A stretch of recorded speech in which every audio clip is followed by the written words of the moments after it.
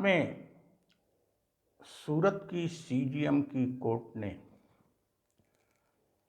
राहुल गांधी को 2 वर्ष की सजा सुनाई है। उन्होंने मोदी सरनेम को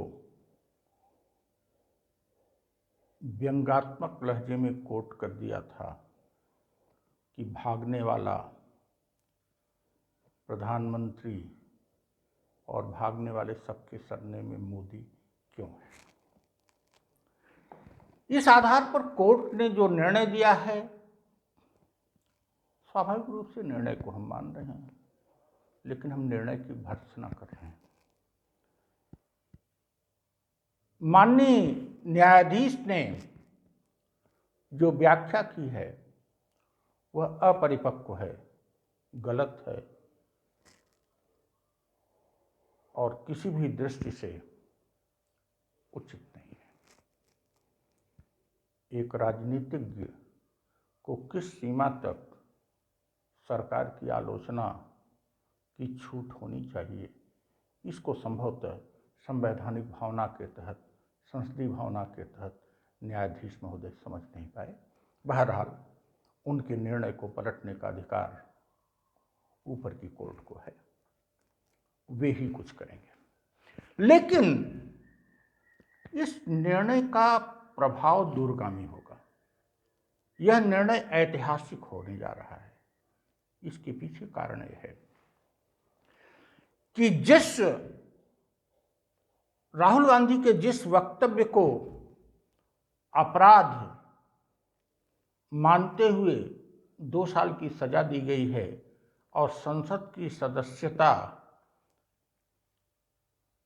के जाने का भी आधार बना है, ऐसे वक्तव्य तो राजनेता इससे बढ़ चढ़ के हमेशा ही करते रहे हैं, कहते रहे हैं।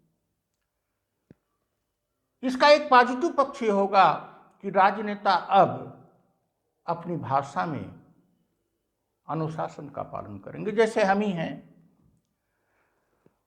हम केंद्र सरकार को अक्सर ही निकम्मा कह देते हैं, या किसी भी सरकार को, सार्वजनिक पद पर बैठे व्यक्ति को हम निकम्मा कहते हैं। इसका मतलब ये नहीं कि हम उस व्यक्ति को निकम्मा कह रहे हैं, अपितु इसका मतलब है कि हम उसकी नीतियों को, उसके निर्णयों को निकम्मा कह रहे हैं।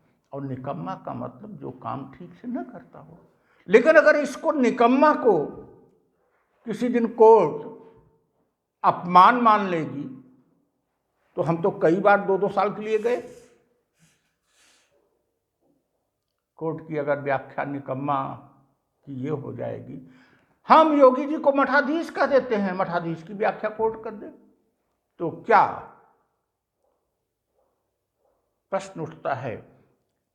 पहला सकारात्मक कि सारे राजनेता अपनी भाषा में अनुशासन का पालन करेंगे और एक सीमा के बाहर नहीं जाएंगे। दूसरा नकारात्मक प्रभाव क्या पड़ेगा कि क्या एक जिला न्यायालय के न्यायाधीश की व्याख्या के आधार पर किसी राजनेता के सार्वजनिक जीवन को समाप्त किया जा सकता है। और यह कि क्या जो राजनेता सरकार की नीतियों के तहत उसकी आलोचना करता है, उसको उन अपराधियों की श्रेणी में रखा जाना चाहिए जो कि मर्डर के अपराधी हैं, रेप के अपराधी हैं, डकैती के अपराधी हैं, भ्रष्टाचार के अपराधी हैं। कि उनकी सदस्यता गई, राहुल गांधी की भी गई। तीसरा इम्पैक्ट ये आएगा जो कि सुप्रीम कोर्ट को देखना है कि कोर्ट किस सीमा तक राजनीति में अभिव्यक्ति की स्वतंत्रता को बाधित करेगी। क्या माफियागिरी, भ्रष्टाचार के नाम पर राजनेताओं की अभिव्यक्ति की स्वतंत्रता को बाधित किया जाएगा? और अगर बाधित किया जाएगा तो लोकतंत्र का क्या होगा? संसद को स्वयं विचार करना पड़ेगा। बीजेपी के जो लोग आज बहुत डंका पीट रहे हैं, उनको विचार करना पड़ेगा कि अगर कांग्रेस और अन्य विरोधी पार्टियां आज आतुर हो जाएं और अमित शाह के और नरेंद्र मोदी के और अन्य नेताओं के इस तरह के या इससे भी ज़्यादा कटु बयानों के आधार पर पूरे देश में न्यायालयों में केस दर्ज करने लगे तब क्या होगा। कुल मिला के इसका सकारात्मक और नकारात्मक दोनों पक्ष है। सकारात्मक पक्ष यह है कि नेता लोग अपनी भाषा को मर्यादित करेंगे। नकारात्मक यह है कि क्या सभी न्यायालयों को, सभी न्यायाधीशों को इस प्रकार की व्याख्या करके किसी राजनेता के सार्वजनिक जीवन पर प्रश्न चिन्ह लगाने का अधिकार दिया जाना चाहिए। क्या ये लोकतंत्र की हत्या नहीं होगी? और यह कि क्या सरकार की आलोचना करने की इतनी सीमा हो जाएगी कि सरकार जो चाहे वो करे और सरकार के खिलाफ बोला न जा सके? संसद को निर्णय करना है, सुप्रीम कोर्ट को निर्णय करना है। बहरहाल हम तो सरकार के नीतियां जो जन विरोधी हैं, जनता के हित में नहीं है, सरकार के कार्य जो जन विरोधी हैं, उनको सरकार का निकम्मापन कहेंगे, कहते रहेंगे। और यह भी कहते हैं, राहुल गांधी ने तो जमानत ले ली, हम जमानत भी नहीं लेंगे, अगर न्यायालय हमको दंडित करेगा तो दंड भी भुगतेंगे।